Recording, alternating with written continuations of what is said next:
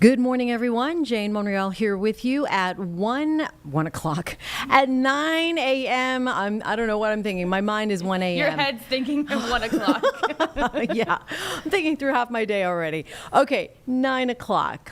Tuesday morning. It is a bright and sunny day as we take a look around the Queen City. Things are very hot, as you can imagine. If you thought yesterday was hot, things are going to get a little bit steamier.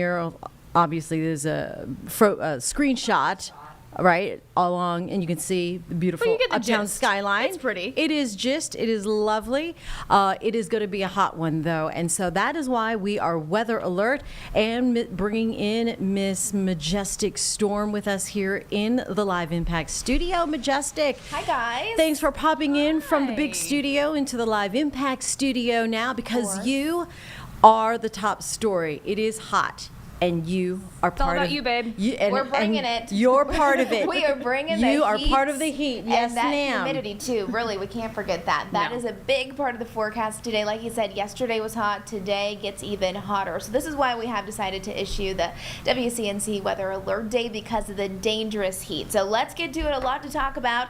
Really, between about 11 o'clock this morning and 7 p.m. tonight, that's going to be the window where the temperatures will be the most dangerous. So a forecast where if you want to do anything outside, you want to go for your morning walk or your run, or you need to water your grass or your garden, now's the time to do it, because as we're seeing those temperatures rise into the afternoon, notice that it's not just the heat, but really that humidity that's going to make it feel up to 104 degrees this afternoon. So again, we issue these alerts when we have dangerously hot temperatures or just dangerous weather in general. So again, if you work outside in the elements, make sure you're really taking this seriously. Just take breaks from the heat. Even just sitting in the shade can help as well. Staying hydrated. If you're watching now, go get your water bottle. Start staying hydrated now, because really it's going to just continue to stay sunny and beautiful, but it is going to warm up. There's a live look outside. It is so pretty out there this morning. Does look gorgeous. That's just the trade-off, though. You know, it's so nice. So it's still fine to go outside now, and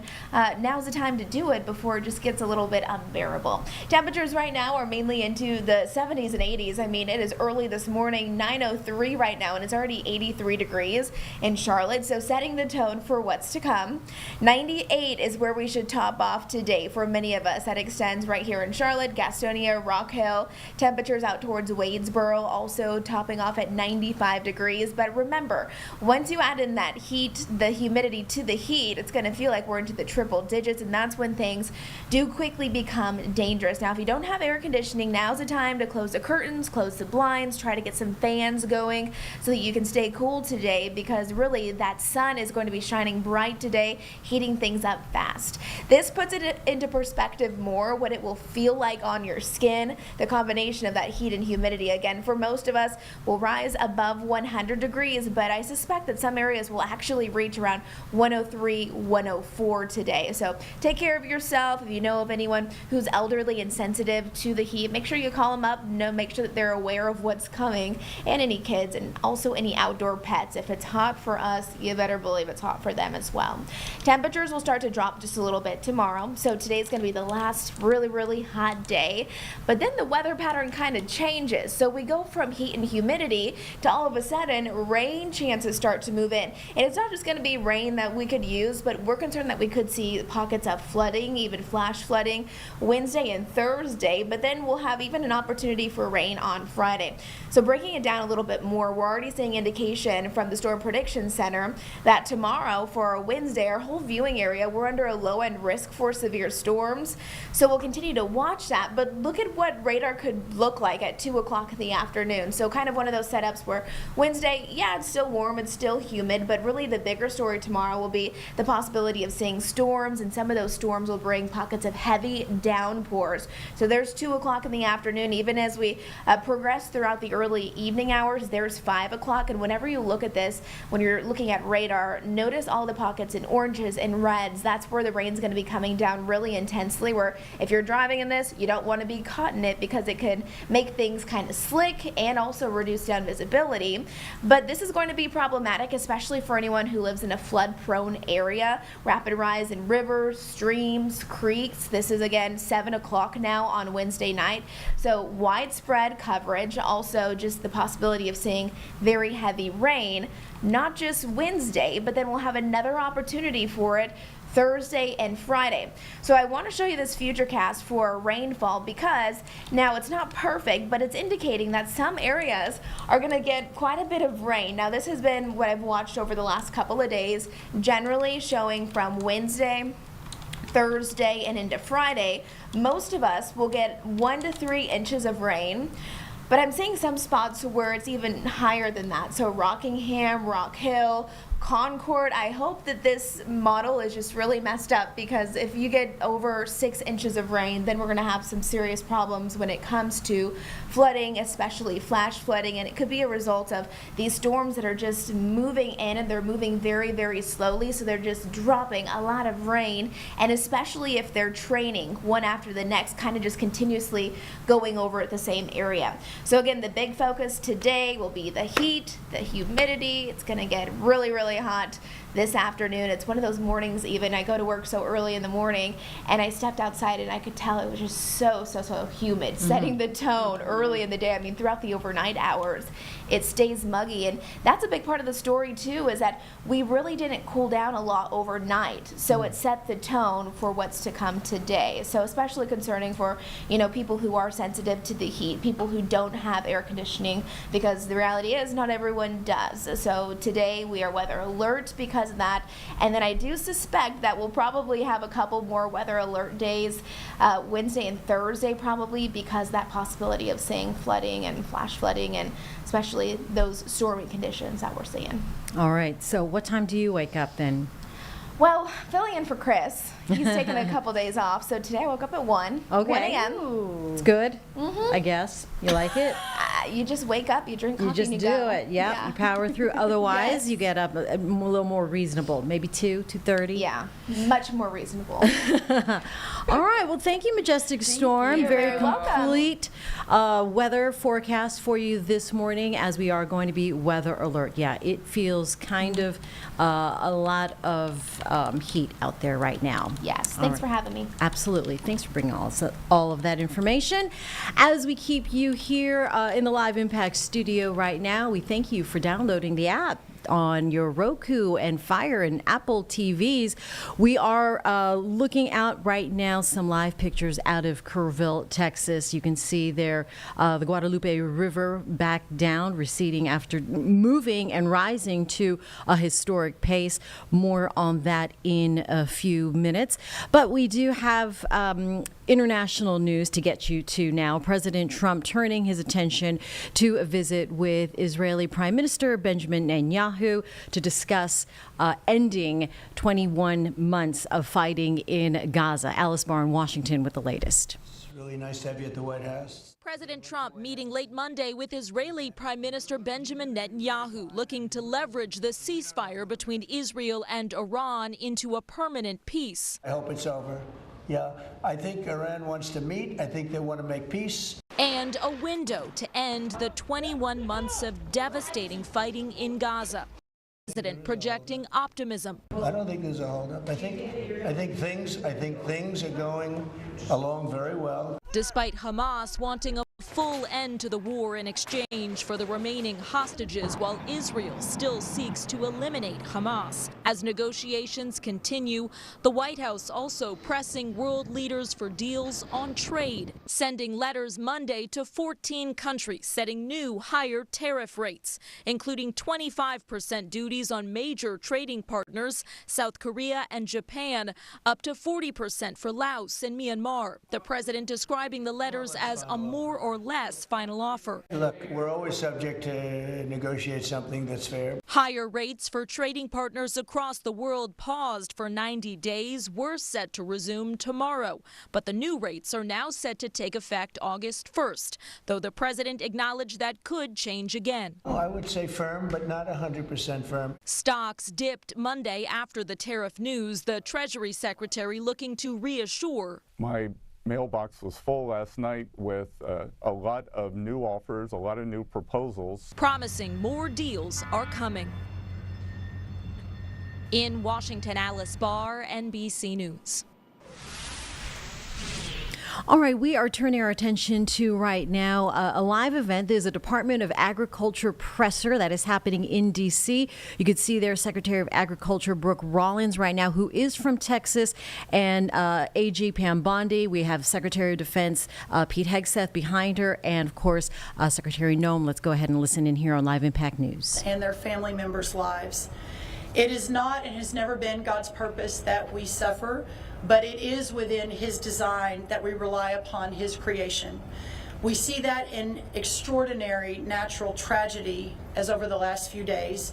but we also see it in the beneficial fruits of his creation, the bounty of the land, the yield of our farms, the produce and the product of our labor.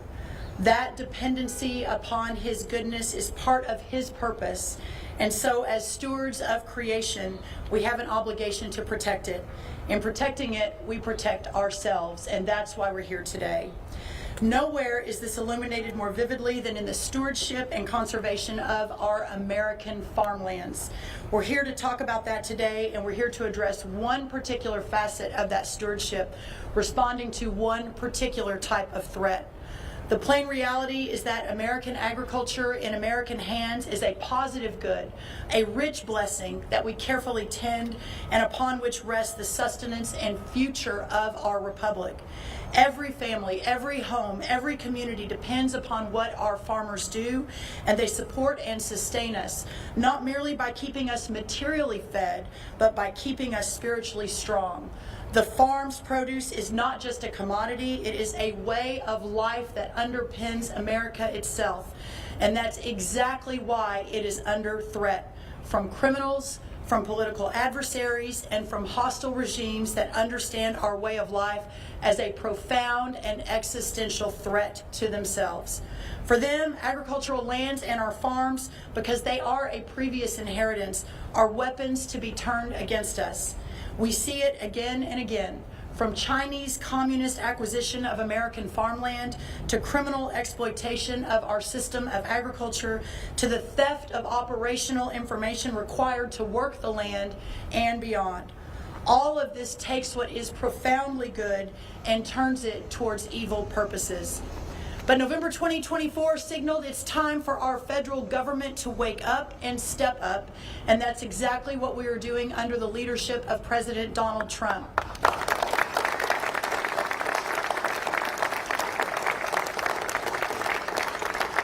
With this announcement today, we are taking this purpose and our American farmland back.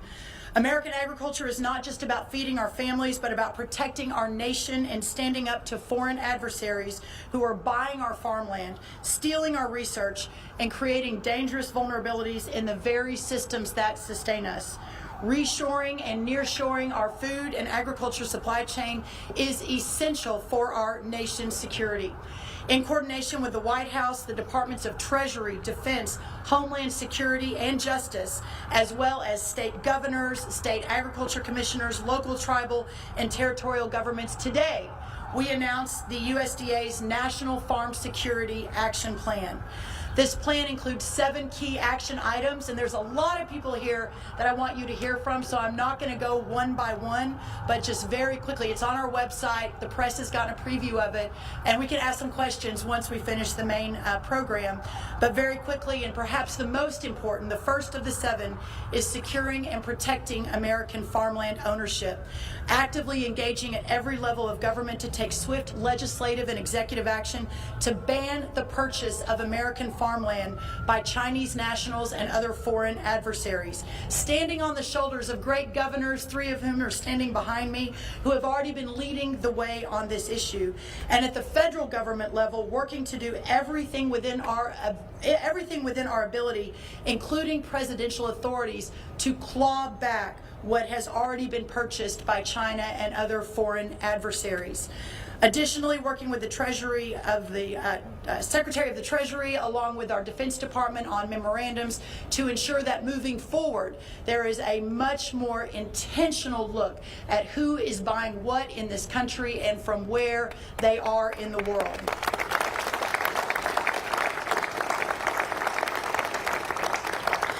Also enhancing our agricultural supply chain resilience, also protecting our U.S. nutrition safety net from fraud and foreign exploitation. Number 4, defending agricultural research and innovation. No more sweetheart deals and secret pacts with countries that do not have our best interests in mind. Number 5, making sure that America First is in every USDA program, from farm loans to food safety. We have already canceled 7 active agreements with entities in foreign countries of concern and will continue to cancel additional agreements moving forward. I signed a memo today, thank you, which immediately removes 70 citizens from countries of concerns that currently are affiliated with the USDA through contracts or research arrangements. And we are working to issue regulatory action to remove over 550 entities from foreign countries of concern from our preferred catalog. Number 6, safeguarding plant and animal health, working to make sure that we know what is coming in and how to control animal diseases. And number 7, protecting critical infrastructure from our farms and our food and our supply chains, again, along with so many partners across government here in Washington and across our states. Now, please help me welcome to the podium the amazing Secretary Pete Hegseth. Thank you all.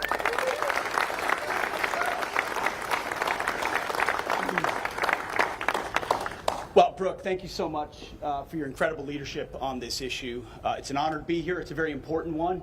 I think we're all here for 2 basic reasons. One, under President Trump's leadership, we're going to put America first. We have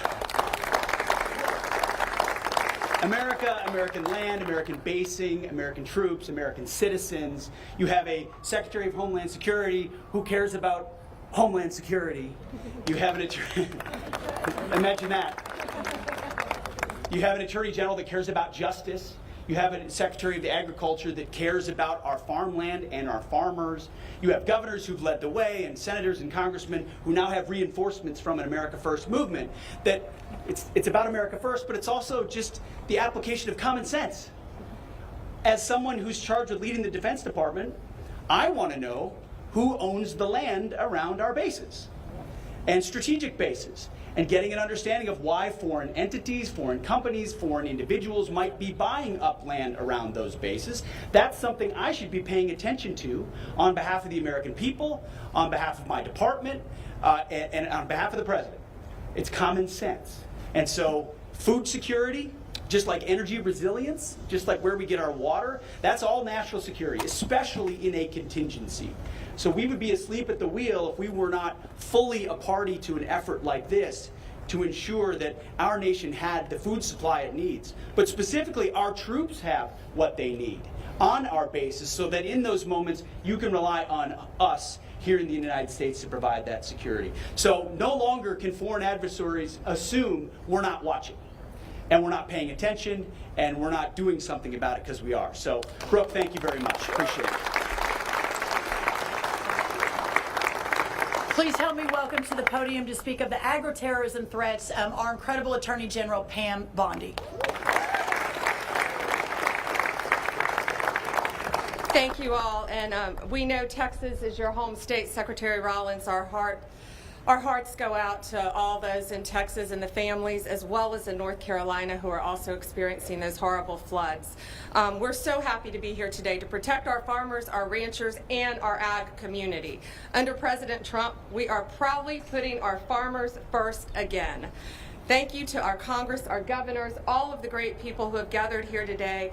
My job is to make America safe again, which includes protecting our farmers who feed our families. The Department of Justice. We will get back to that live press conference with the Secretary of Agriculture and the whole team there. Want to talk about nutrition right now and combine it with summer, because with all of the summer fun outdoor activities, we want to keep our energy levels up, right? So how do we fuel our bodies? For that, we want to bring in a special guest this morning, Dawn Jackson Blattner, registered dietitian and sports nutritionist, taking some time out this morning to give us some advice on how to keep you energized and healthy all season long. Thanks for joining us this morning, Dawn. Oh my gosh, thanks for having me. Happy summer. Happy summer. So what is the biggest misconception people have then when it comes to nutrition, especially during these hot summer months? Oh my gosh. People forget to fuel before their fun. So they go out for a bike ride or jump rope or pickleball, and they don't think about it as a sport. But those are all things that are sports, and we need to have the right nutrition so that you can stay energized for all that fun. All right, and temperature is definitely hot. We want to keep our bodies also cool. How can nutrition help us that way? Yeah, so there's 4 main things that you're looking for when it comes to sports nutrition for this. It's carbs for energy, it's protein for your muscles, It's electrolytes because you lose those in sweat, like sodium and potassium, and it's a hydration. So those 4 things I'm always looking to put into my snacks to fuel all of my activities. All right, very good. And how about timing? I know the whole thing about staying hydrated. Don't even wait till you feel thirsty to drink some water. What are some other tips on the timing of nutrition? Yeah, it's so important. What you eat before and what you eat after matters. And so when it comes to fitness foods, one of my absolute favorites is Natural Delights Medjool dates. And the reason why is because they're naturally energizing with no added sugar. They have fiber, so it's this naturally long-lasting energy. And they have potassium, that electrolyte that helps our hydration. It also helps our muscles. Plus, they taste like caramel, so it's absolutely delicious. So I put that into my snacks to get all of that nutrition. So timing-wise, before you work out, you want something light but energizing. So I love beforehand these almond butter crunch dates. It's a date, almond butter, and a pretzel. The dates are that long-lasting energy. The protein comes from that little pop of almond butter. And then salt or sodium from the pretzel really helps, replenish what we lost in our sweat. So 2 or 3 of these, head out the door, and you'll be so much more energized. But then when you come back, you need also nutrition. And this is a caramel apple cottage cheese bowl. And why I love this is cottage cheese gives you that protein for your muscles that you just used. And then you chop up dates that taste like caramel to replenish all that energy you put out there. A little bit of apple, a little bit of granola butter, just what your body needs after a workout. Tastes delicious also. And then anytime pick me up, I love this date milk iced latte. You take dates blended with your favorite milk, then mix it with iced coffee. And so it becomes naturally creamy, naturally energizing, naturally sweet. And you can drink it as is, or you could put it into popsicle molds and have a super refreshing treat anytime during the summer. All right, I think something like families, parents, and kids can get on board with very good tips. And now I've got a craving for dates. Who would know? Any final words of wisdom as we go into summer? Yes, so I think the bottom line to all of this is fuel before fun. You think about putting on sunscreen before you head out. Now I want you to think about eat a snack. It is your summer essential, and it really will make you feel super energized. And any of these snacks are just so fun to try. They're delicious, and they really work. And you can find the Natural Delights Medjool dates on Amazon. You can also use their store locator on naturaldelights.com. All right. It looks like you're very active there, Dawn. Looks like fun. Thank you so much. And hey, Prime Day starts today on Amazon, so might be a good call anyway. Thanks so much. I love that hot tip. Hot tip. Hey, happy summer snacking to you. Bye. Happy summer snacking. Thanks, Dawn. All right. So with that, let's move on to, or actually I should say back to the live press conference happening right now. This is in Washington, D.C. It looks like Secretary of Homeland Security Kristi Noem is now speaking there as they are holding this joint press conference on Live Impact News on WCNC+. It's so wonderful. It's such a change from what the previous administration and how they prioritized our farmers and ranchers. So now as the Secretary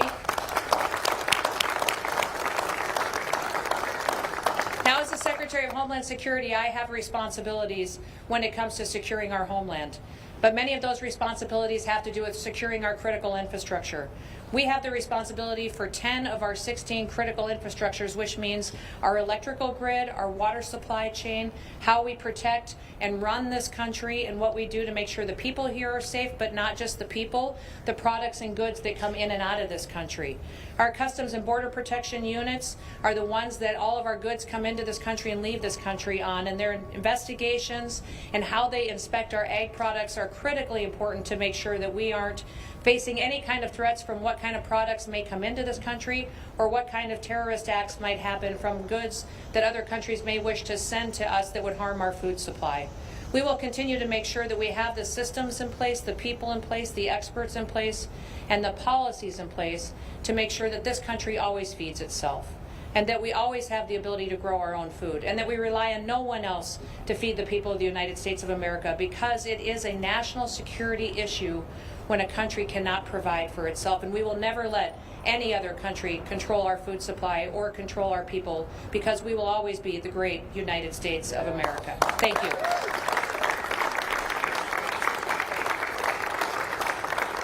Yeah, I was reminded when Christy was Governor Nome and we were at America First Policy, Christy, you and I did an event together on this very issue 3 years ago, and she, along with some of the other governors, really stepped up. So thank you, Secretary Nome. Next, a longtime friend, a partner from the first Trump administration, and someone who has been leading on this for years and years. Please help me welcome White House Counselor Peter Navarro.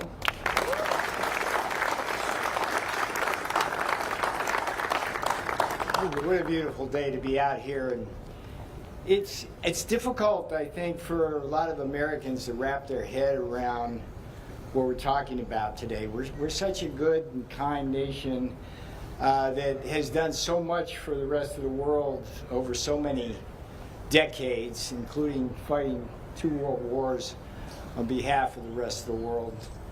But this is so serious an issue. The Art of War, a book, Sun Tzu, centuries old, says that the acme of warfare is to win without firing a shot. You fast forward to a book that was written by 2 high-ranking military officials in China called Unrestricted Warfare. And you understand that we are indeed in a new world where kinetic warfare is not the first choice of our rivals anymore. Rather, it is things like sending us seeds or trying to steal our seeds or trying to change the seeds. It is acquiring our supply chain in agriculture. It's setting up spy shops on land next to military bases. Do you remember when that balloon, it was just a weather station? We seem so naive about so much of this, when in fact we have nations and bad actors trying to do bad things using our supply chains now as weapons. The world changed yet again on April 2nd when the Chinese embargoed critical minerals, not just on us but for the rest of the world. The Russians now embargo things like neon and helium and uranium as a tool. So we must be clear-eyed about the threats, and I just have to congratulate Secretary Rollins for taking leadership on an issue which has been troublesome for years. And we have governors here, like Kristi Noem in South Dakota, just leadership on that. She was doing that before anybody was paying attention. We're going to hear from Governor Huckabee. Arkansas has led the way on this issue at the state level, even as the federal government has been silent about it up to this point. The last thing is big things like Smithfield Foods. I don't know if you know this, but this one really troubled me when it happened, but the Chinese bought Smithfield Foods and basically control about 1/8 of the world's pork supply now. And we worry, we've had food inflation. We worry when things happen that can be part of that. And then the other key purchase which we allowed them to do is Syngenta. What is that? It's a seed company. And in a world of ever-changing pests and things like that, and climate differences about where water is and things like that, seeds really can be the revolution that keeps the world fed. And China now owns a key part of that. So what Secretary Rollins is doing today, it's a historic day. She's putting down the marker that the United States is no longer going to tolerate the attacks on our agricultural system, not just the land, but the supply chain as well.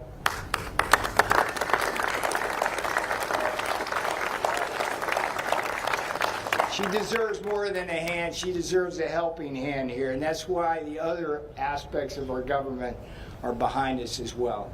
So I appreciate being here on this absolutely gorgeous day. And again, I commend the leadership of the people behind me. Thank you. Thank you, Peter. Again, no one more of a warrior than he on these issues and many others, so thank you. Next, also from the first Trump administration, now the governor of the great state of Arkansas, who another leader in this area. Please help me welcome Governor Sarah Huckabee Sanders.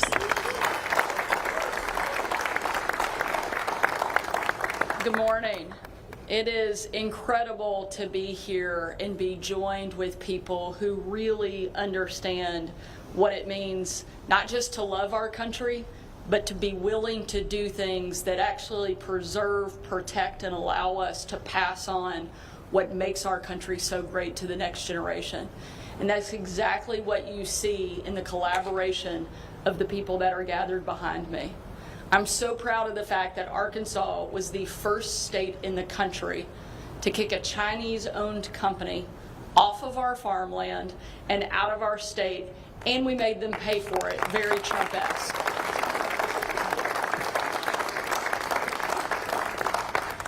And in the last couple of months, we've passed new legislation just this year allowing us to prohibit them from now not only owning farmland in our state, but from building or buying land around our military bases and critical infrastructure. It is something that has to happen and something that states have been leading the way on. But unfortunately, our states can't do it alone. That's why events like today matter so much. That's why leadership from people like Secretary Rollins matter so much. The fact that we now have a president who understands who our real enemies are and is willing to take them on is making a huge difference, not just in our country, but around the world. You know, we've talked a lot about today a country's ability to feed itself, but that's not the only place, and that's not the only role agriculture plays. A country has to be able to feed itself, fuel itself, and fight for itself to truly be free. And that's why what this group represents is every component of that. And we now have a president who understands it and is willing to do everything within his power to make sure the United States continues to be the greatest country on the face of the planet. And that doesn't happen by accident. That happens because we have great leadership. And I'm proud of the role that Arkansas has been able to play, but I'm more excited about the leadership that we now have in Washington that is going to take this to all 50 states and frankly all across the world.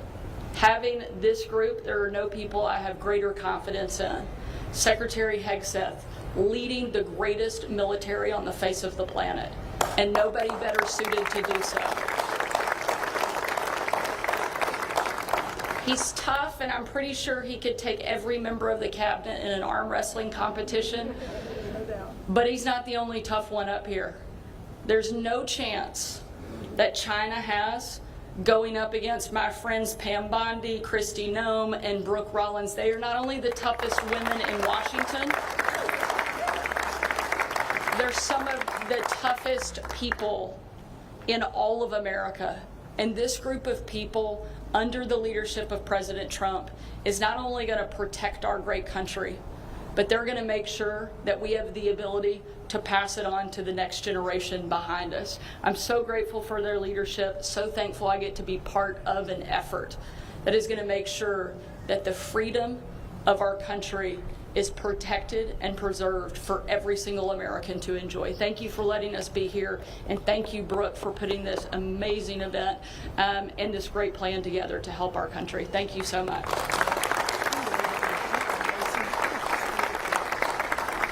Thank you, Governor Sanders. Also at the front of the battle, Governor Bill Lee of Tennessee. Please help me welcome him. Thank you, Secretary Rollins. Let me just add my words of gratitude to President Trump and to his administration. And it's an honor to stand here with these great leaders. I have served as the governor originally in President Trump's first term, and then through the Biden administration, and now again in the Trump administration. During the years when President Trump was not in office, and governors like myself and Governor Sanders and Governor Pillen were working individually to secure our farmland. So in Tennessee, we have passed laws that prohibit ownership, that require divestment if found, that impose strict penalties for those foreign adversaries who take our property. We have also passed the Farmland Conservation Act in order to make it easier for the next generation of farmers to live and operate in our state. But that work was really hard in the previous Biden administration because we didn't have a partner who understood the threats and the challenges that we understand in Tennessee. So I'm so grateful for President Trump's leadership here, especially for Secretary Rollins' leadership, who she and I connected early on. My family is a multi-generational farming family as well. And I understand that when my grandfather was farming in Tennessee, the issues that we're talking about today didn't exist. But for my grandchildren who live on our family farm in Tennessee today, we understand that our farmland is not just dirt. It is our national security. It is our economic future. It is our children's heritage. And it is under threat. And the leaders here recognize that. And we've taken steps at the state level, but now, refreshingly, we have an administration and multiple cabinets who are coming together collaboratively with governors across the states and making sure that America's future is preserved for the next generations. Thank you.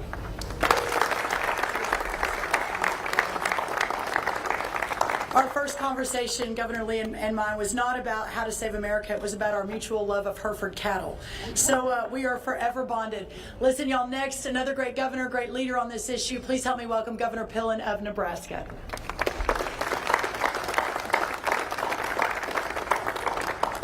Well, good morning, and just an incredible shout out to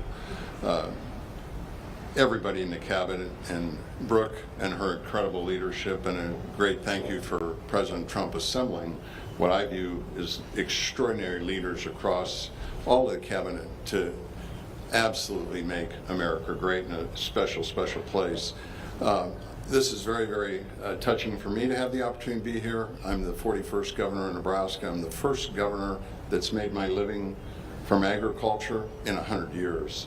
I have simply sat and looked in my career of over 40 years and saying, what on earth is going on with China? I believe this. I believe in family farm security. I believe in food security, and that equates to national security. Nebraska is doing its fair share. I believe we need to do more than our fair share. So our first year in 23, we were able to pass legislation that took all Chinese equipment off of all telecommunications across the state. That was the first step. Second step was making sure that no land is purchased by any foreign adversaries in the state of Nebraska. Third step is simply that we have direct conversations with companies that are from China. Peter Syngenta called me, wanted to come to the Capitol and have a meeting, and I said I have no interest in having a meeting, have no interest in you being in Nebraska. My suggestion would be to leave. My suggestion would be to get a different job. I'm really, really proud to announce that Syngenta has sold their business in Nebraska to a family-owned genetic company from the United States. So we're really excited about that. I think that what is really, really important is I think back on 40 years of things that have gone on that has never made sense. It's really important that the leaders behind me, that we continue to have the courage and the wisdom to never back down and to stand up and protect our land and protect our families, because we all in agriculture risk. We talk about gambling, Christy, we all risk everything we have every single day to put food on the grocery stores. And then lastly, I'm really, really excited about Secretary Rollins and her understanding and work in terms of foreign animal disease, because that's another risk where adversaries can have a great impact. These are issues that are really, really important, and none of us can ever give up. It's a privilege to be here. Thank you.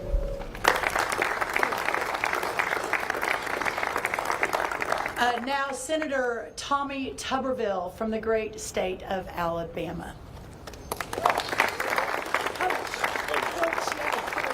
Damn, she didn't call me coach. I always look for a day like this when I was coaching. I'd work the hell out of them, and we'd line up down there in the parking lot and just run for about an hour, you know. Just think about it right now, though. Our farmers every day go out in this every morning to scratch the ground to try to make a living and try to feed all of us in this country.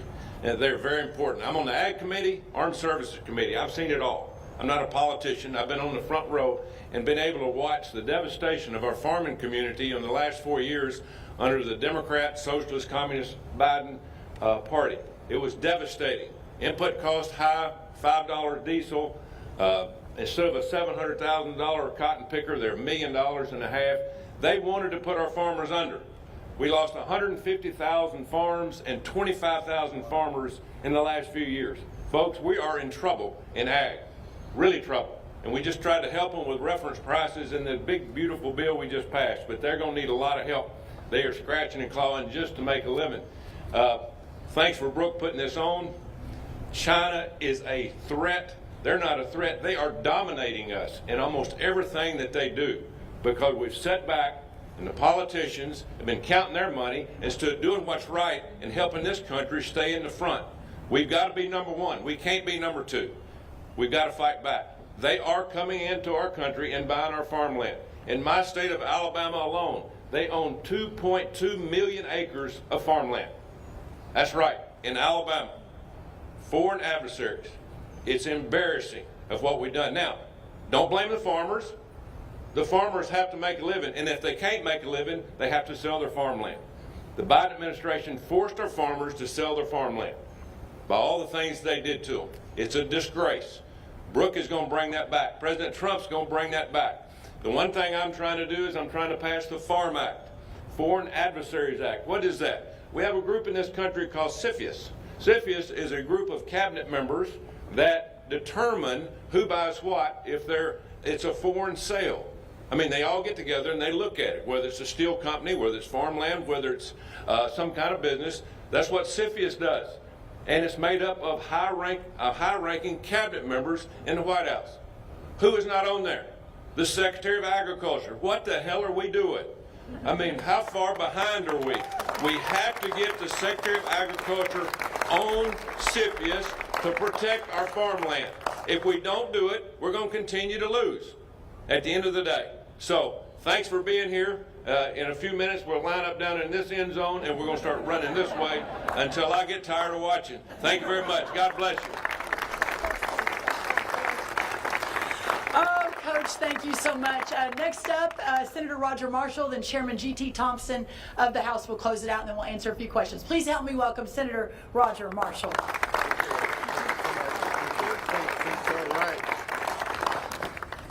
Well, good morning, everybody. America's abundant food supply is not guaranteed. It's a strategic asset we must fiercely protect.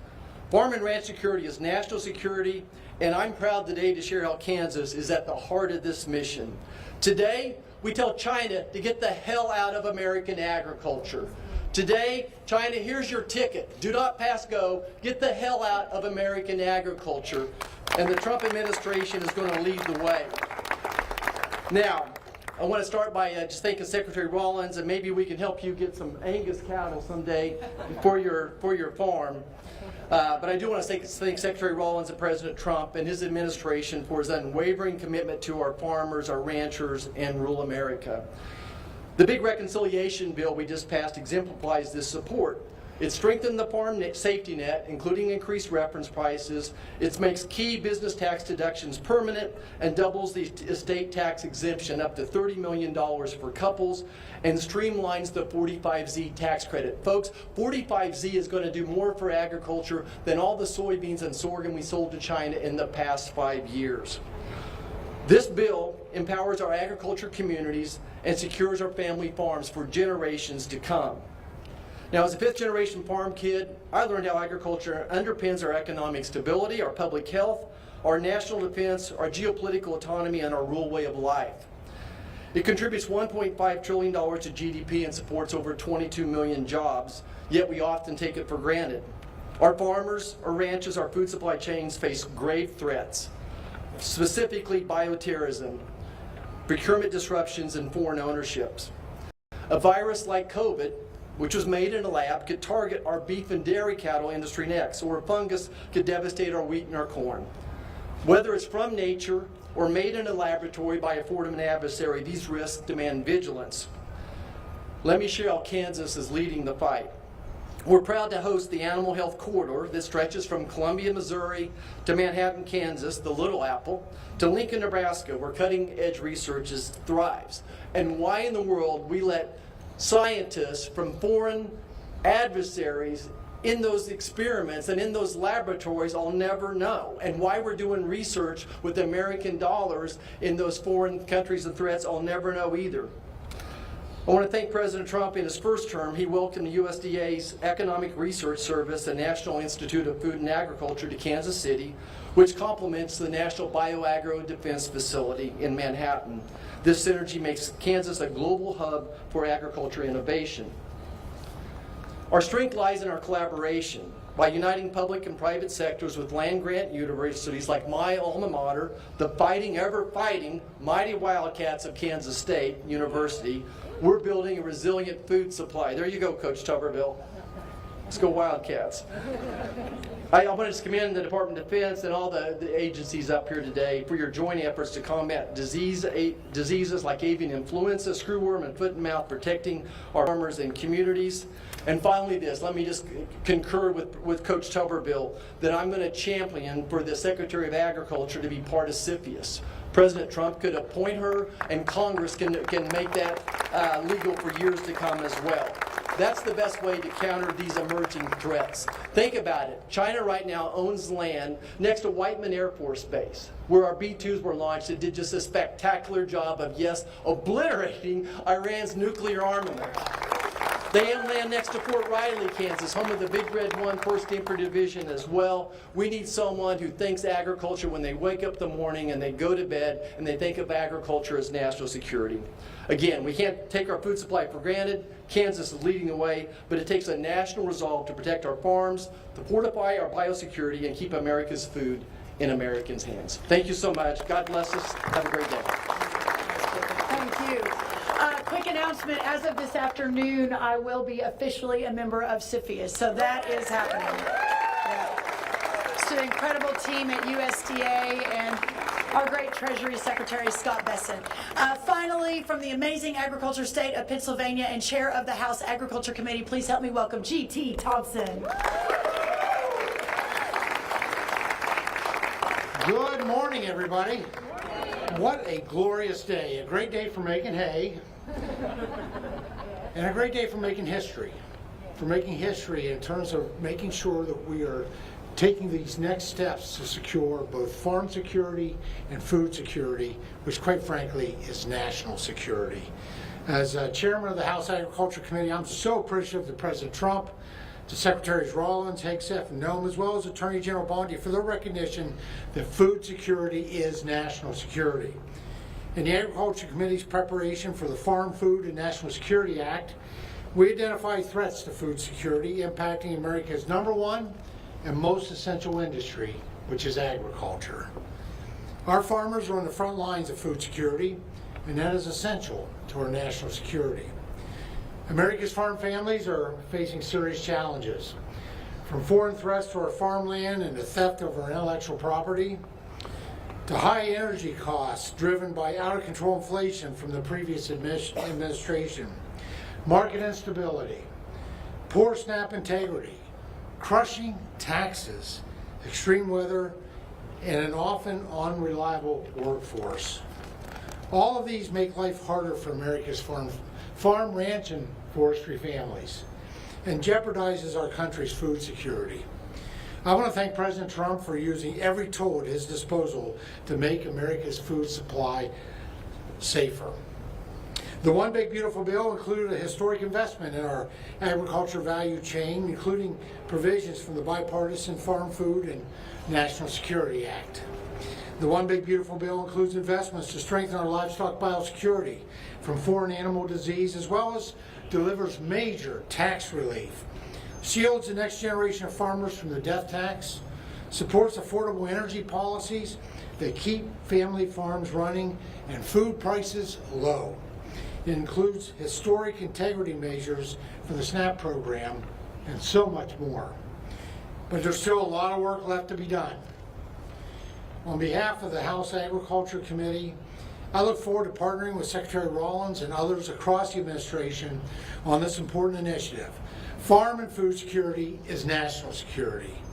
Thank you to President Trump and this dynamic cabinet team for your commitment and your leadership. God bless and thank you so much.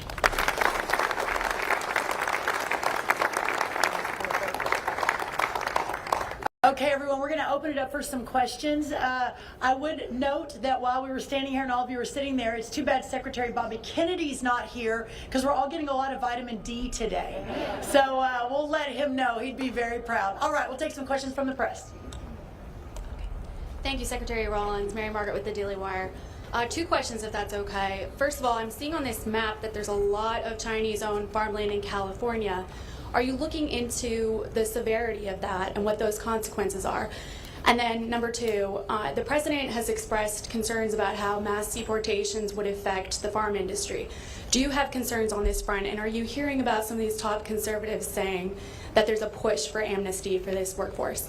Well, thank you for those questions. The first thing I'll say on California, and I'd love for anyone else to join me if they have thoughts on that, is this, that a lot of people said, well, look at the red states are the ones leading the way. The red states are the ones that are banning the Chinese-owned farmland, and this is true, but I have to believe that even the Democrat governors and even the blue states realize what a massive threat this is to national security and how important it is. So we plan to work with everyone, no matter which party, no matter which side of the aisle they're from, to ensure that the people of this country and our agriculture farmland is protected.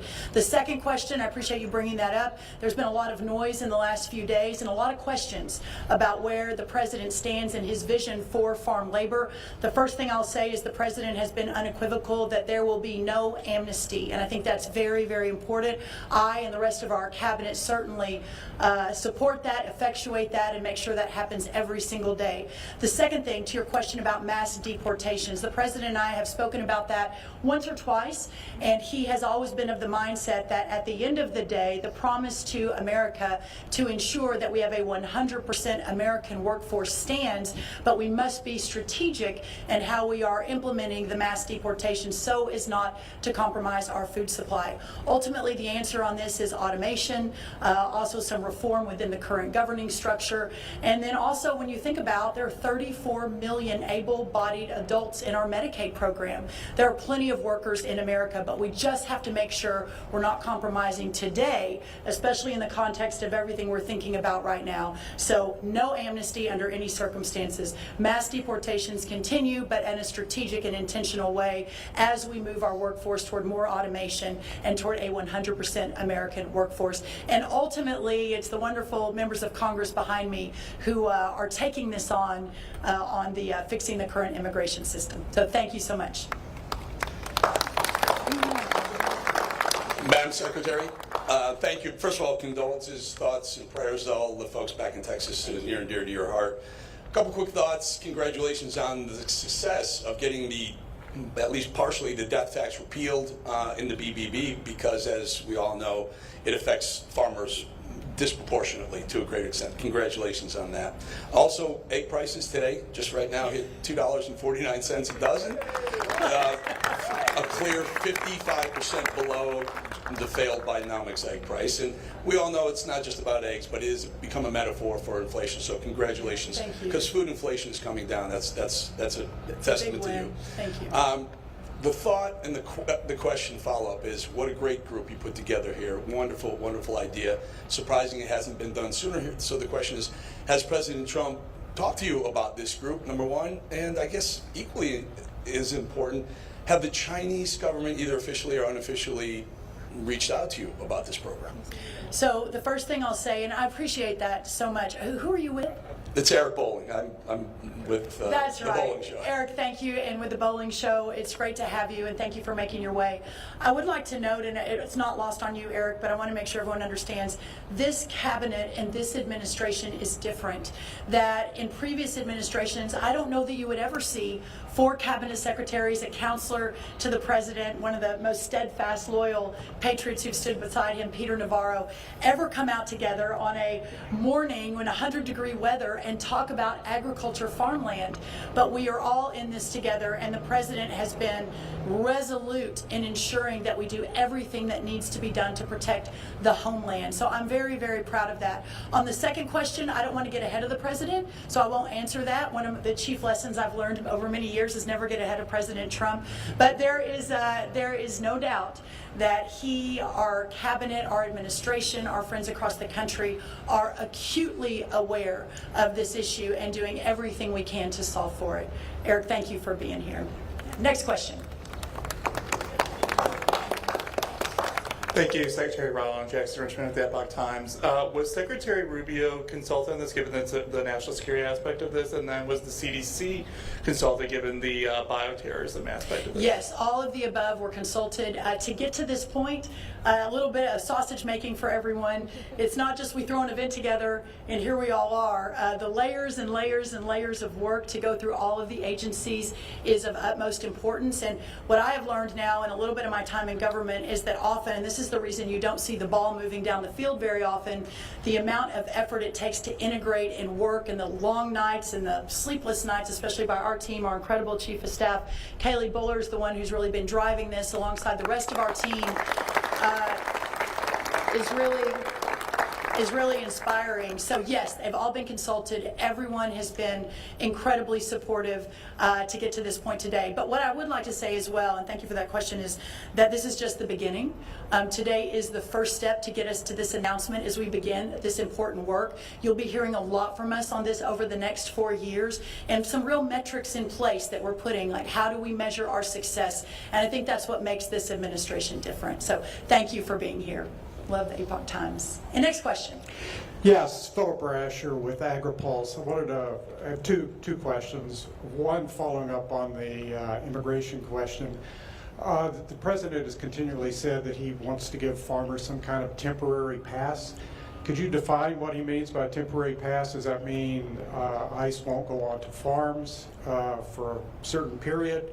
What does he mean by that? The second question is, what are you going to do at USDA with regard to the remaining property owned by Syngenta and Smithfield Foods, which is a large portion of this Chinese-owned land? That's right. Well, the second question first, as we discussed earlier, and Mr. Navarro again, and he and his team over at the White House, amongst many others, we are looking at every available option. There are multiples of options. You'll likely see an executive order on this very soon from the White House, and we'll be looking at multiple different authorities within the federal government to begin to claw that back. So that's what I'll say about that. Again, I think I answered the second question, where we are on farm labor, a little bit earlier, but what I will say is that Lori Chavez DeRimmer is our Secretary of Labor, and the H-2A visa program, all of the programs that inure to.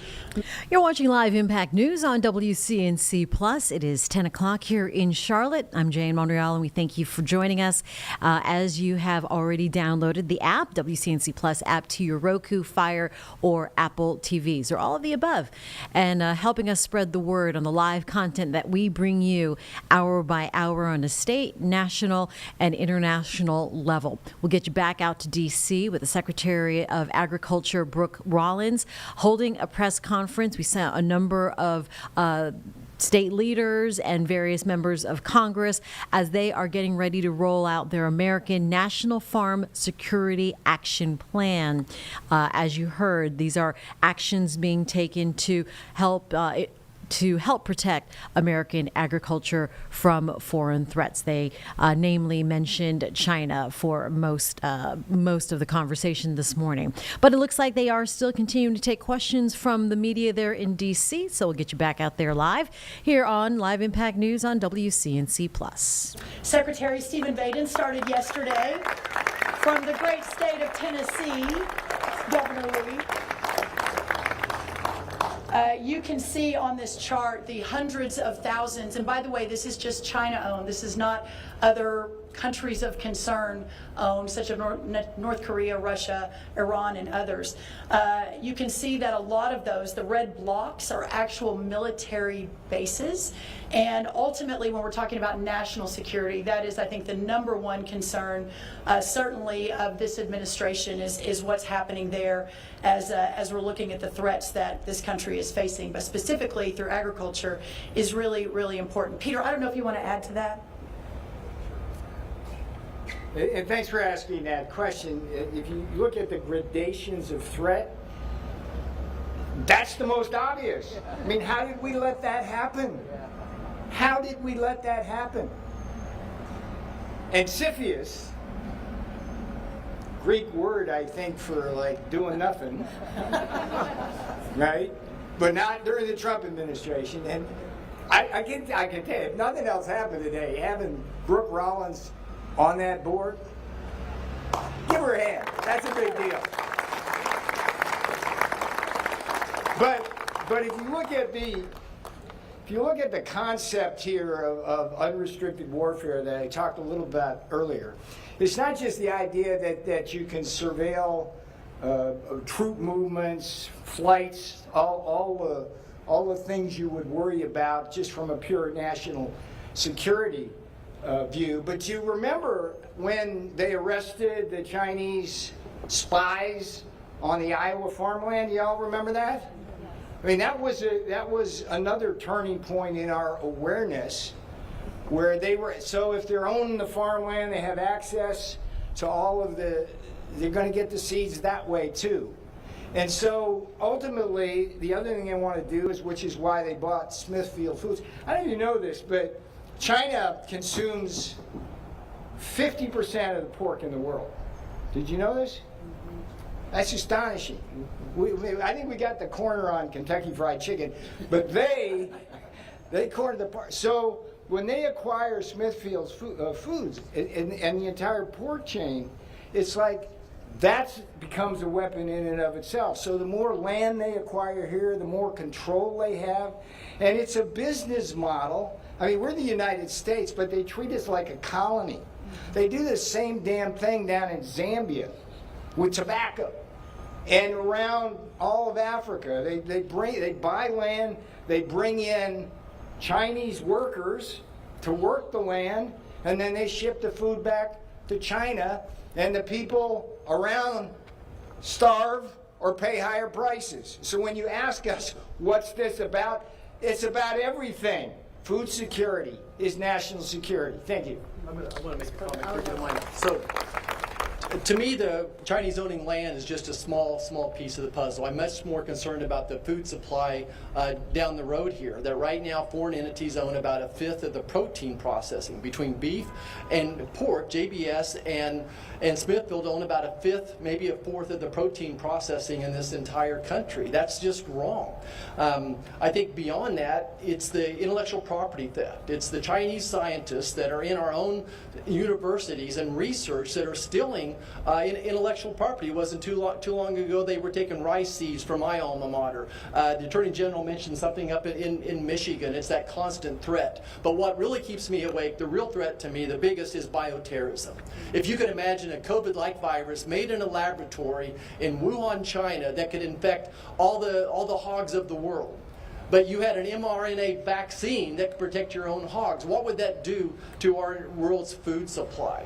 That's what keeps me up, and that's why I'm a big proponent of the work being done at NBAT, the National Agro-Research Defense Facility in Manhattan, Kansas as well. I think that's the biggest active threat that I see is bioterrorism.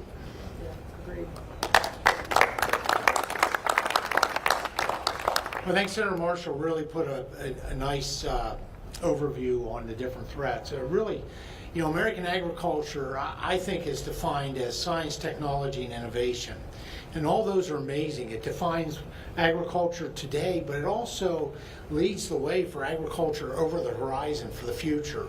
But it can be very vulnerable if we don't protect that. And in the past, we haven't provided protections for that. The science, the technology, the innovation that comes out of this great country, out of this essential industry. And I think the fact that today we're declaring that food security is national security, farm security is a part of that. I think this is a great milestone of making sure that we're protecting all of that for the future. America needs to, we always want America to be in the lead, no matter what we're talking about. But certainly when it comes to the thing that is probably most essential, and that is food and fiber, energy materials, building resources, all the things that come off that rural agriculture acreage, we have a duty and responsibility to make sure that those things are secure. So Secretary, thank you for your leadership and vision on this. Much appreciated. Timing is coming very soon. We'll continue to announce further steps to answer your final question. Listen, everyone, thank you so much for being here. It's really, really an honor to have you all here at the People's Department. Abraham Lincoln founded this department in 1862 to ensure that the American farmers and ranchers and rural prosperity, rural way of life was represented here in Washington. So thank you, and everyone can gather over on the right for Coach Tuberville's next workout. All right, thank you guys so much. Thank you. You've been watching live a press conference from Secretary of Agriculture Brooke Rollins on the rollout plan to save and defend agriculture in the U.S. against what they're saying are foreign threats. Right now, a live look in Kerrville, Texas, where rescue efforts continue and recovery and cleanup after deadly flooding affected things, with the count now over 100 people, death toll up to over 100 there in the hill country part of central Texas down to South Texas. So live pictures with heavy equipment there dealing with the cleanup and the aftermath. RJ Gray also covering things from NBC News. He is in Kerrville with the latest here on WCNC+. 5 days in, and the scope, the magnitude of what's happened here is so hard to comprehend. This is unprecedented flood events. With unprecedented consequences. A wall of water in some areas as high as 30 feet ravaging everything in its path. The destruction stretching for miles across central Texas. Still, the biggest loss here is not fully known. I need to tell my community and those families who are waiting, this will be a rough week. More than 100 are dead. That number expected to grow, dozens still missing. Inside the Dieter Community Center, a place where seniors have gathered for more than 50 years. The water's been pushed out, equipment dry, wet carpet pulled up, and soaked sheetrock put away. The director of the facility stressing it's just a building that can be repaired. Perspective that comes quickly when you see the recovery effort unfolding just outside your door. They have had bodies yesterday, day before yesterday, right here, and right here in my backyard. Like so many here, she has friends who are missing, others who've lost children. We'll never be the same. We'll never, ever forget this. It'll be close in our heart and in our mind and in our soul, but we will be strong. A strength this community now leans on as the tragedy continues to unfold. Jay Gray, NBC News, Kerrville. Continuing our coverage now, our Vanessa Rufus talked to Samaritan's Purse based out of North Carolina. They are there in Texas providing some moral support and the recovery efforts here after that flooding. This was yesterday here on WCNC Plus. If you missed it, previously recorded interview with our Vanessa Rufus.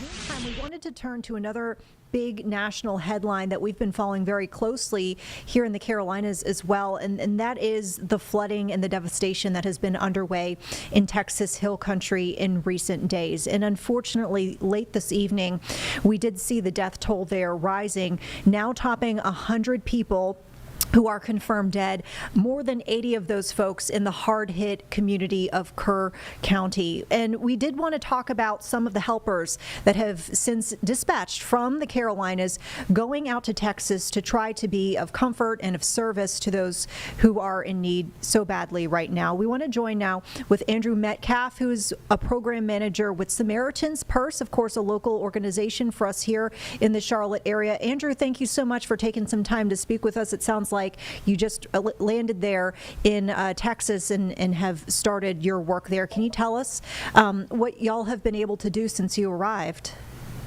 Absolutely.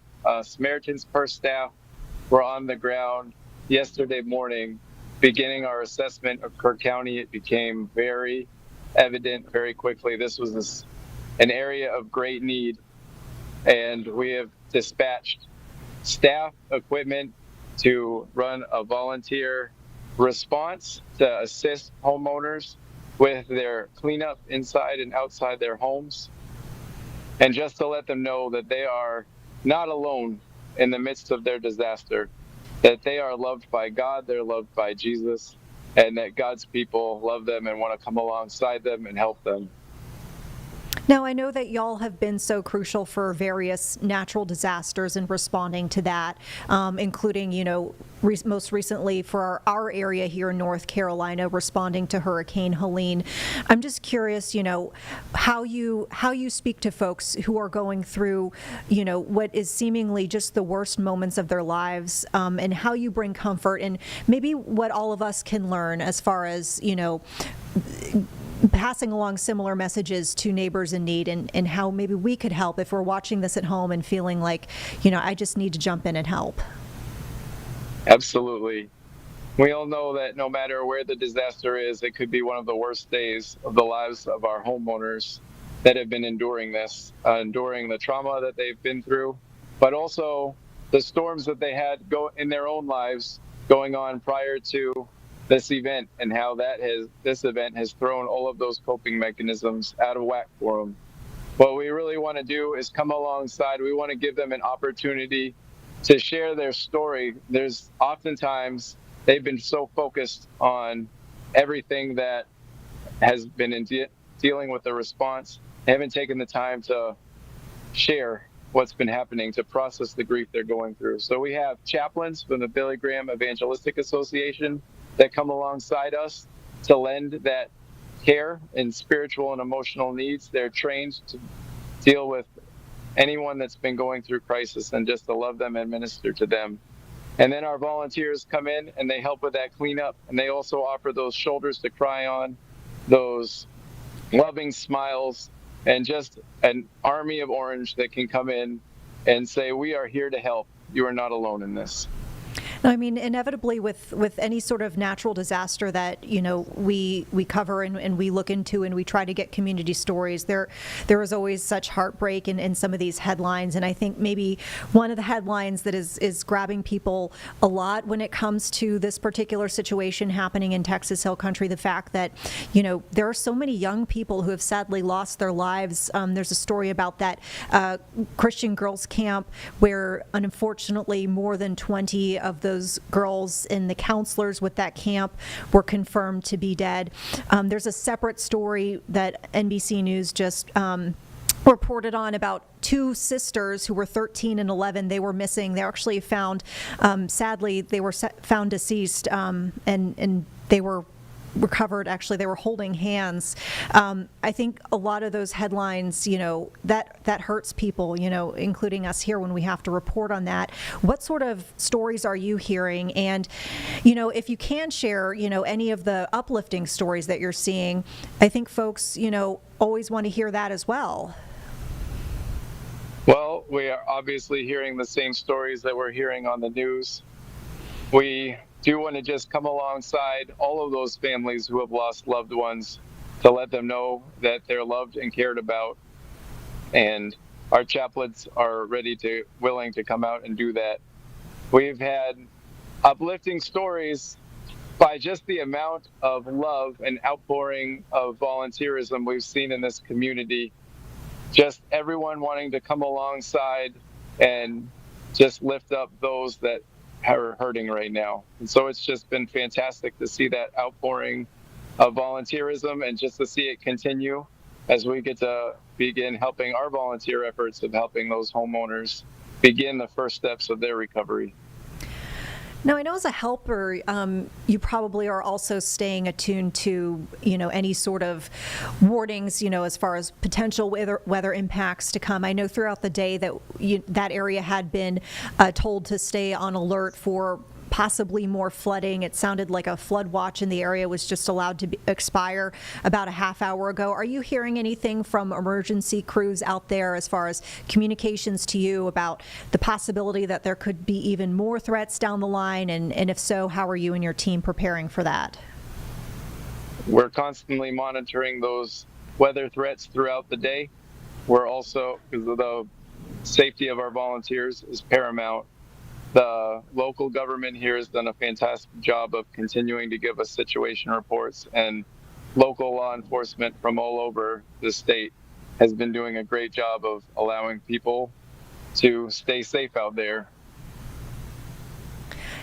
Andrew, I'm just kind of curious how you got into this line of work and service. I mean, it seems like a really tough role to take on. I'm sure you've seen a lot of devastation and heartbreak in the work that you've done, but clearly this is something that is a calling to you for you to want to go and help your neighbors out in this way. Yeah, absolutely.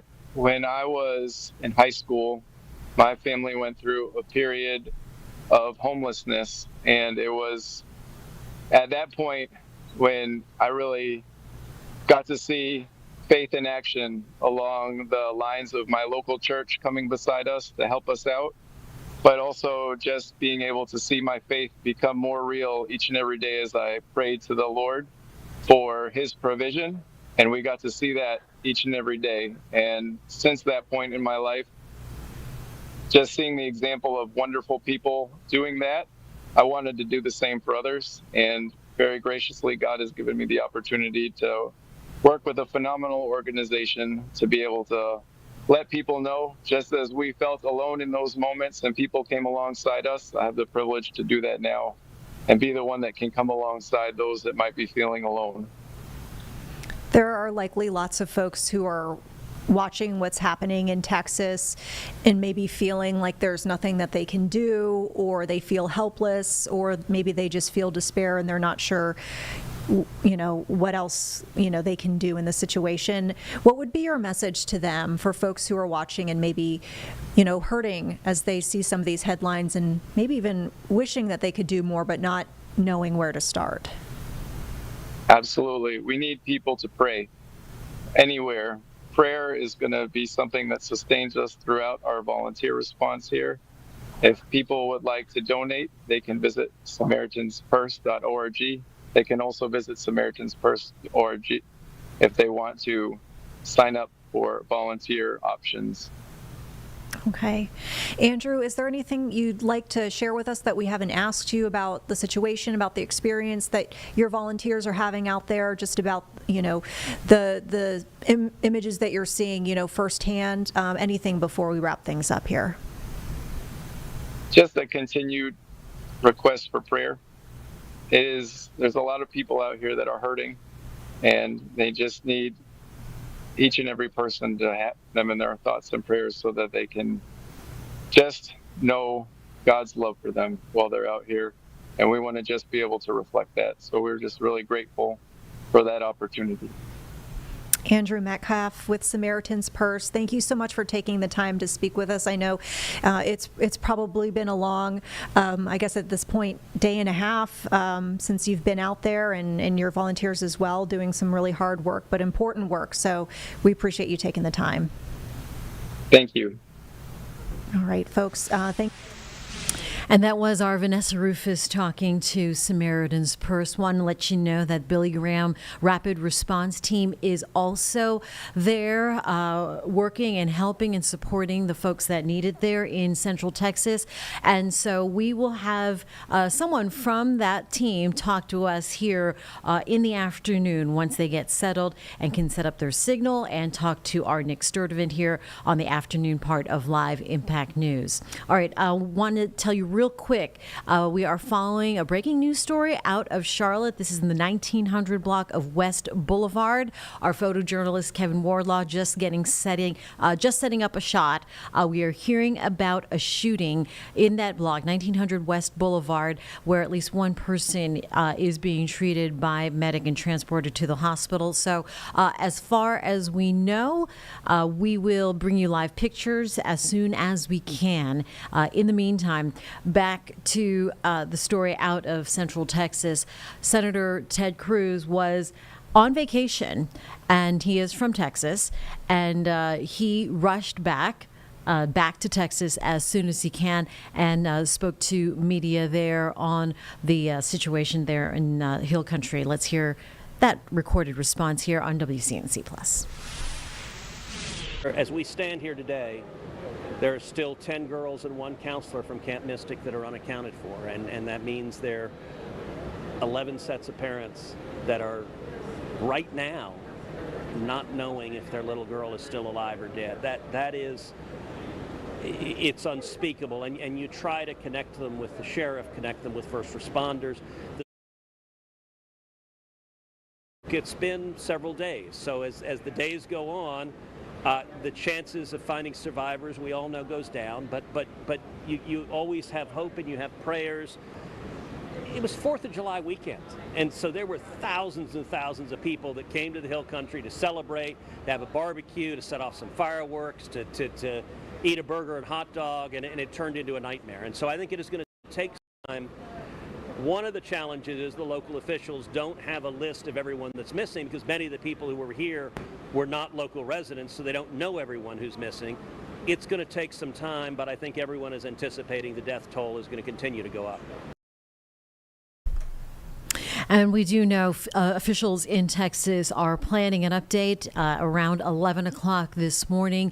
We will be monitoring things on that end. We now know the death toll is over 100, with dozens of people still reported missing. This event bringing to light flood insurance. It's a reality that people think about and sometimes put on the back burner, but many homeowners are now paying more attention to preparedness. What you need to know when it comes to major floods, how much does your insurance cover? All good questions answered by our Megan Bragg in This Verify on WCNC Plus. The question, do homeowners and renters insurance policies typically cover flood damage? Our source is North Carolina Flood Insurance, the Insurance Information Institute, the Federal Emergency Management Agency, and insurance companies Allstate and Amica. Homeowners insurance is a way to repair or rebuild your home after something bad happens. Homeowners insurance, along with renters, also helps cover the cost to replace your belongings. When you buy a policy, insurance companies will give you a detailed list of what is and isn't covered. The major insurance companies we checked with say flooding isn't covered in standard policies, but you can purchase separate flood insurance from a private company or a policy that's backed by FEMA's National Flood Insurance Program. North Carolina Flood Insurance says most homeowners insurance policies only cover damage caused by threats like fires, windstorms, hail, lightning, and theft or vandalism. So no, homeowners and renters insurance policies do not typically cover flood damage. Flood insurance policies usually require you to purchase them at least 30 days before they take effect. If you didn't buy coverage ahead of time, FEMA also offers some assistance to people who live in areas that receive a residential disaster declaration, but it's typically much less than what flood insurance would cover. With your Verify, I'm Megan Brown.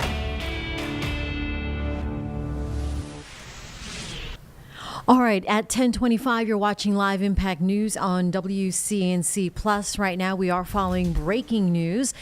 This is a live picture right now with our Kevin Wardlaw on scene. I mentioned moments ago, we were hearing about a possible shooting in the 1900 block of West Boulevard. We understand that medic did transport one person to the hospital, being treated with very serious injuries, and this does indeed appear to have happened at the YMCA.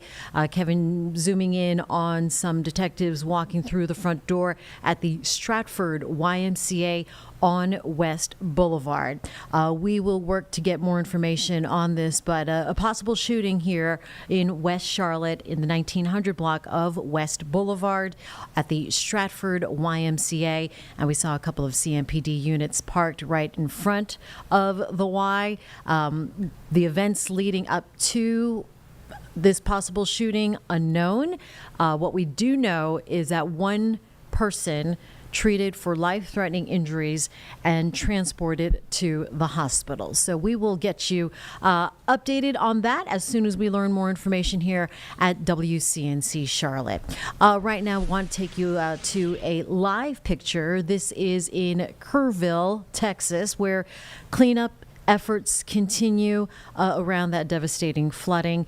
We know now that the floods rushed up to jumped over 20 feet. NBC reporting over 20 feet in an hour in the early hours of Friday morning. Fire rescue is on scene, as well as a number, of other units and volunteers. And again, our own Billy Graham Rapid Response Team is there on the ground as well, offering what they can as they respond to many of these emergency events as they seem warranted. All right, we will keep you updated on a couple of those real breaking stories and situations this morning as it comes into the newsroom. All right, switching gears right now and back to news here in the Charlotte area affecting an HOA in particular. It is coming under fire for what homeowners are saying, policing pets. Board leaders at the Sharon Place condominium setting these new policies on what kind of dogs homeowners can own there, and they're threatening consequences as well. So our Tradisha Woodard spoke with a couple of homeowners who say that their HOA is crossing the line. We're going to play a couple of these interviews. This is the raw interviews, so in its entirety. This happened yesterday. A policy that is coming up to light now here on WCNC Plus. Miss Antonia, my first question is, talk to me about what went through your mind when you first got that letter. Well, mostly I was confused because I've lived here 27 years and all of a sudden it's a big deal. And I've also had, this is my third dog that I've owned living in this property. And what kind of dog is it? Golden Retriever. Okay. And a lot of folks consider dogs to be their family. So talk to me a little bit about the impact of this new policy they're trying to enforce. Well, like I said originally, I don't understand it because why is it all of a sudden important now and it hasn't been in the past? And then the threatening letters, they're going to fine me, they're going to You're good. They talk to. They're going to like take my dog away, like they're going to call the dog catcher and they're going to do that. And then in the exact letter, it didn't say that, but it just said basically, if I don't do this, that I'll be fined or I can't live here. Another thing I thought about was, they specifically highlighted something saying that based on the board, if they feel like your dog is intentionally harming someone or if they feel like your dog is out of place based on the board, you can be evicted. But they were saying a lot of you guys actually own the homes that you're in. Talk to me a little bit about your thought process about that. Well, and see, that's the crazy part. The board, which is supposedly 3 people, they shouldn't be able to decide whether my dog is safe or not safe because most importantly, No one should be able to say, I can't live here because I've been living here with my dog for 27 years. And then all of a sudden when they said that, they get to determine whether or not I get to keep my dog. They're basically saying, if they say no, then I can't keep my dog. And when you talk about and hear about the grandfather clause, does that make you feel better at all? No, because as I said, past, why is it all brought forward now? Like, when I purchased this place, I owned, before I signed on the dotted line, I had a golden retriever, over 60 pounds. So I wouldn't have purchased this place had I known that, because I could have just went and bought a place elsewhere. My dog is like my life. She's everything. They all know that because they've seen me with her. And so all of a sudden it's become a big deal whether or not you could keep your dog. And I'm an owner. I'm not a renter. Yeah. And I've lived here 27 years. Yeah. 3 dogs. Yeah. So were all 3 of them golden retrievers? Yes. So, and that was another question that I was going to bring up. You know, a lot of folks, you know, once a dog passes, they want the exact same dog. They want the exact same breed. They want some kind of dog within that same, you know, characteristic. So what's your thoughts? Even, you know, the grandfather clause, you says it means nothing. What's your thoughts for people who may consider getting the same dog if something, you know, once their dog passes away? Well, again, it's unfortunate because I understand the bylaws not to be that way. If they're saying it is, I feel like they're breaking policy and they're dictating. I got a letter that's saying we're doing a new policy. So how does it get to be a new policy and who gets to decide that? You don't, under bylaws, it has to be a specific way. So basically, if I get another dog, I wouldn't be able to live here if it was a golden retriever. And you've been here for 27 years. So how does that make you feel saying, all right? It's sad. It's like, okay, like I said, how does this all of a sudden get to be hearsay where you have to do this? You have no choice. Why didn't that happen when I moved here in 1998? Okay, when I moved here in 98, they should have said, no, you can't live here. Do you know of any instances where, you know, maybe bigger dogs have been an issue, or is this just something random that came out of nowhere? It's random that came out of nowhere. Now, my friend has a boxer, and there has been some, which is sad that pit bulls get a bad name, but I have never, the entire time I've lived here with any dogs that have been here, whether they're renters or whomever, I have never witnessed a dog that was out of control. Like, not behaved or like I had to feel threatened or anything like that. Considering the fact that you're not a renter and they're saying if you do get another dog, then eviction is a possibility, what goes through your mind? You know, being a homeowner, staying here for so long, it's like, oh, if you get this kind of dog that's a little bit over this weight limit, then eviction is a possibility. Well, I don't understand it. It makes me sad and it brings a big hardship because, as I said, why is it taking 27 years for this to happen? And then in addition to that, basically the documentation needs to be provided to me because in my bylaws that I read when I signed to buy my unit, I did not read anything that said I had to have a dog under this weight limit because I would not have bought the property. Talk to me a little bit about Junie. Oh, the June bug, she's precious. And she's been here since she was a puppy. And she's, you know, this is her, like, she's everything to me. She brings me comfort and love. And, you know, you just imagine you can't have your dog. Like, that doesn't even make sense to me. And then to feel threatened, like they're sending me these messages to say, you have to do this. And then they get to decide, and that doesn't mean that she still even gets to stay here. So if they say no, then what am I faced with? What do you mean by she may not still get to stay here once you... So if they say, so basically when I got the letter in the documentation, it said, this is an application. I'm doing an application for Junie to live here. So if they say no, Junie doesn't get to live here. And so that's why I have tears in my eyes. I'm like, okay, that doesn't... And she's going to be 4 years old in August. So this dog has been here. So yes, she started out little, but she's been over 15 pounds for 2 years. And then all of a sudden now it's a big deal. And then the grandfathering, I still don't understand that because as I said, I never saw it in my policy. But it's a big hardship and it makes me sad. Yeah. Yeah. So my first question is, talk to me about your first initial thoughts after receiving the letter about the new pet policy. Well, my first thoughts were that the wording in it was extremely harsh. It was heavy-handed, and also it just included a policy that we never knew anything about. We've owned the property there since 2017.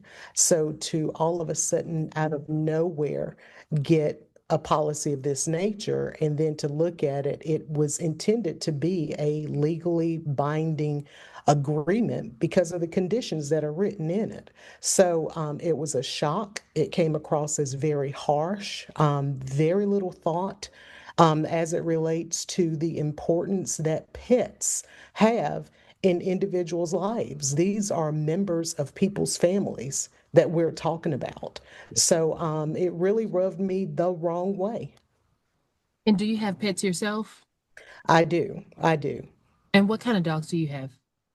One is a Haberniche, and that is the dog that lives there at the property. It's a small dog. And I personally own a miniature Schnauzer. Okay. And, they talked about the grandfather clause. Did that make you feel any better of them saying, hey, if you're already here, or was it still kind of a smack in the face? Well, it's still a smack in the face because it puts limitations on an owner, a property owner, that are not automatically there. Again, it is seeking to be a legally binding document. The original documents that we were given when we moved into the complex and we became owners there, the original documents do not have any restrictions on pets. So where these restrictions come from now is unknown. I don't know where they pulled the restrictions from, but regarding recorded documents that run with the land that transfers over to property owners, they are now, through this new document, trying to take rights that they don't have. So grandfathering clause, no, that still restricts what I am able to do with the property that we own there. It also impacts the marketability. So if you're trying to sell the property to a new owner that has pets as part of their family, it limits what they would be able to do. So now it narrows the pool of particular or prospective buyers for the property. Also tenants, if we were renting to tenants, it would still have that same limitation as to the marketability of the property. And again, it's not backed up by the original documents that follow the transfer of the land. When you also started talking about some of the penalties for violators, paying fines, possible eviction, what went through your mind, as an owner? As an owner, I'm thinking, how can you evict me? Did the laws in North Carolina change where an HOA now has eviction power? Because in my mind, based on the laws that I am aware of, eviction is a term and a process that is only available for landlord tenants. And in the property management sphere and in that arena, and when it comes to property owners, eviction is not an option. So again, harsh language, but it's not backed up by any legal entity. But yet those who don't know that a homeowner cannot be evicted from their property, that those are remedies that are specific to landlord-tenant situations, they would fall prey to a harsh policy like this and feel that they have no other place to go. And that has been the case for some of the owners that are there. Have you tried reaching out to the property management about some of your concerns? I did, and I asked them to have an attorney to review this new policy packet that they sent out and to provide the community with a legal opinion as to its applicability to us and our governing documents. All right, HOAs. It is such a bad situation for so many in North Carolina that actually there is a proposed bill, House Bill 444, that is up for the 25-26 session to try to counter some of these no good HOAs. You've covered a lot of HOA I was going to say, stories. yes, Carlene. I mean, the HOA bad actors and HOAs is such a horrible thing. It is Right. so agitating, aggravating for homeowners, and it's like they can't Well, because get away this with letter a lot comes in the too. mail, and then especially if you're a new home, if you're just bought this condo or something like that, and you're confused. Like, for Right. somebody who might not have the most legal mind, they're Right. scary letters. You pay these fees. You're supposed to have meetings with minutes and board elections every year, and they need to be documented. Right. And it is a fiduciary duty for HOA to do the right thing by their homeowners. And she is correct. Homeowners cannot be evicted. No. Do HOAs do things that a lien can be put on your property? Yes, they have been known to do that, and that's one of these bill proposals to put in place so that homeowners are protected. HOA can't force you, charge you a fine for this, that, and the other thing in order for you to get behind paying those HOA assessments, so that you are in a position, that of maybe no fault out of your own. Right. You may be forced to deal now with a lien on your property. It is predatory. For sure. And awful. So, as a matter of fact, I'm also working on another HOA story.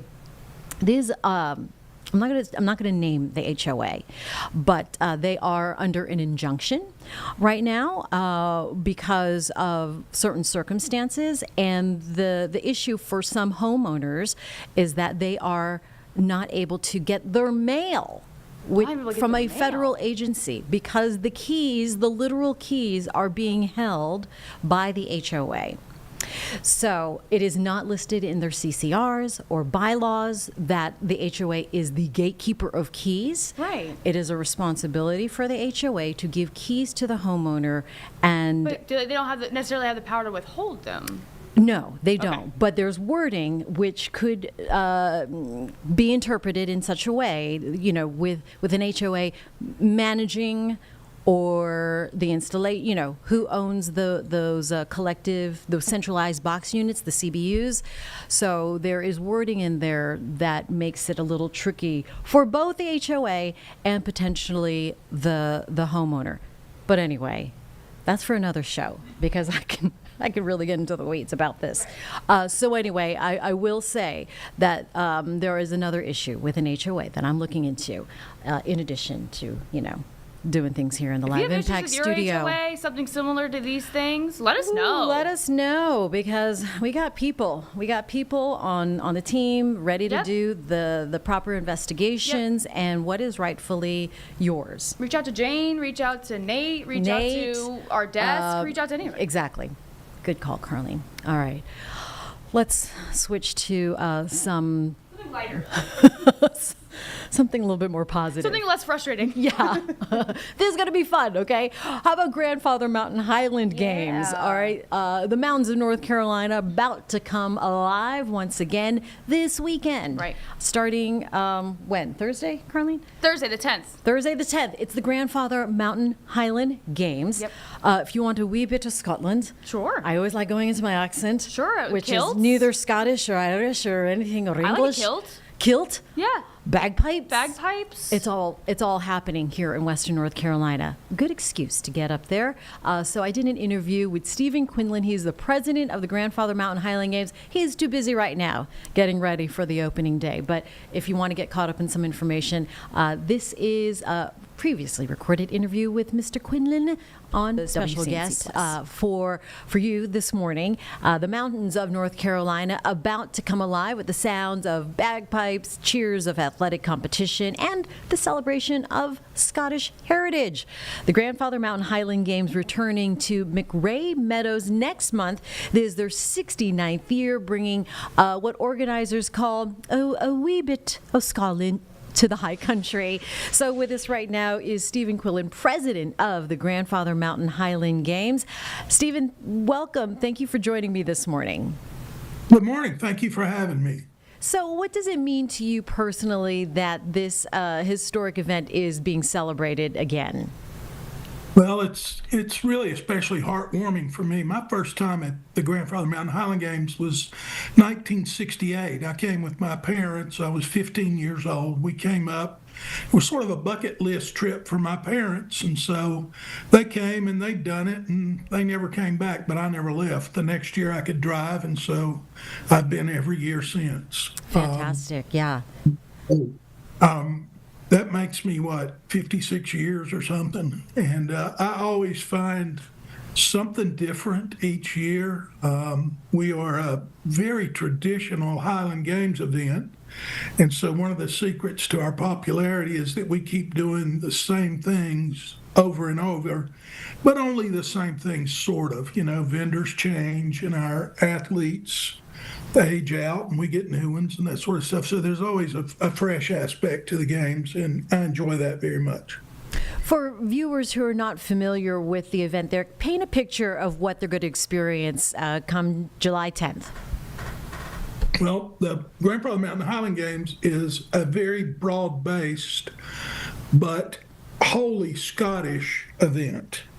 And so, as you said in your introduction, we have bagpipes and we have Highland athletics and we have Highland dancing and we have Celtic entertainment, all those sorts of things. We've got a big active children's program. We've got a very big heritage program that we call the Scottish Cultural Village, where we have very knowledgeable speakers speaking on topics that are associated with just purely Scotland. And so it's a very wide-ranging Scottish immersion when you attend the Grandfather Mountain Highland Games.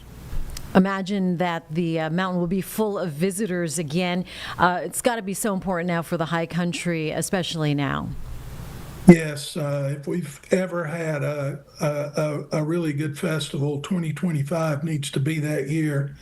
Our economic impact on the high country area of North Carolina, not just Avery County where the games are held, but the adjacent counties, is estimated by the state of North Carolina to be something like $4.5 million. So it's a really big deal, especially this year.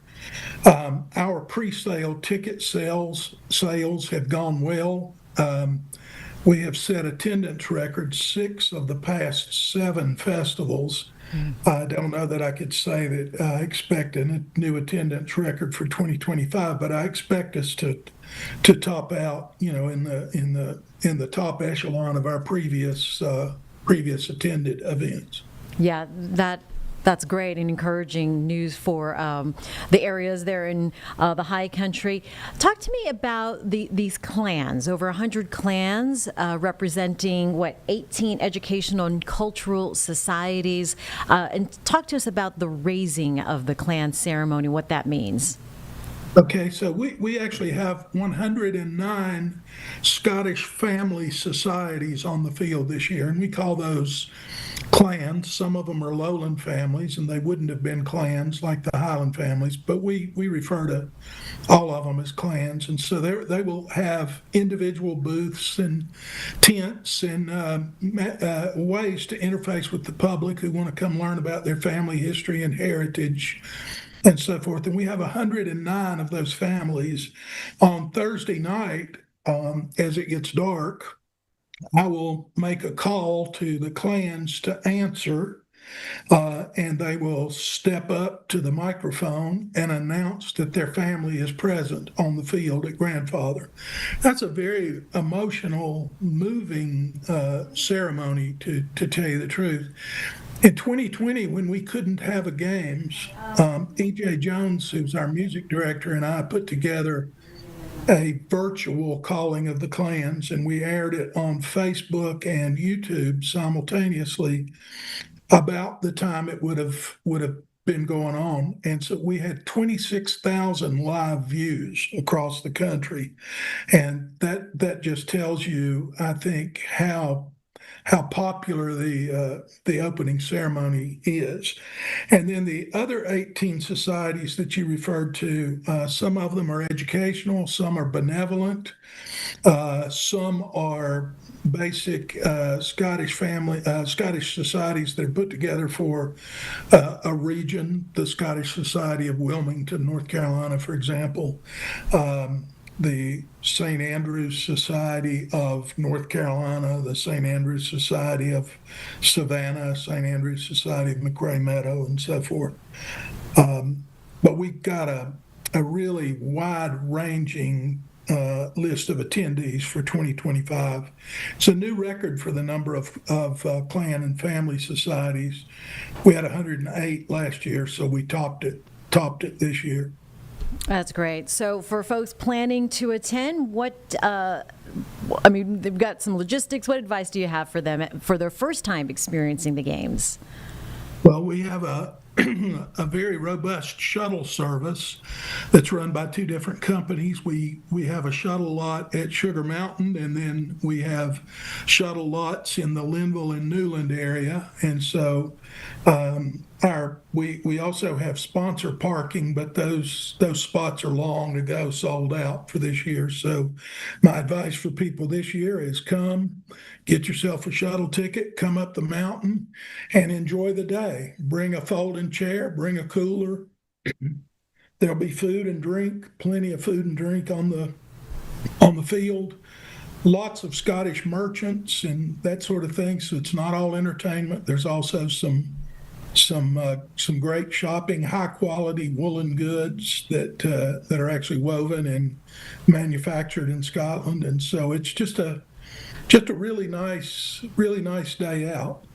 The games continues after our Thursday night opening. We have all day events on Friday with a concert Friday night on the field, all day events on Saturday with a concert Saturday night, and then all day events on Sunday.